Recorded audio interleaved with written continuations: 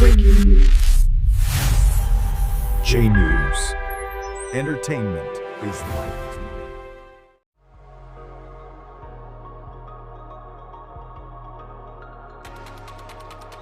বিধানসভা নির্বাচনে দ্বিতীয় দফার ভোট আগামী 29শে এপ্রিল। এই ভোটের দিন যত ঘনিয়ে আসছে ততই রাজ্যের রাজনৈতিক ময়দান গরম হয়ে উঠছে। শাসক থেকে বিরোধী দল সব দলই জোর কদমে নেমেছে ভোট প্রচারে। আর সেই আবহেই গত 18ই এপ্রিল মেটাবুজ বিধানসভা কেন্দ্রের জনতা উন্নয়ন পার্টির মনোনীত প্রার্থী Aziz Ahmed Ansari door to door vote প্রচার করলেন।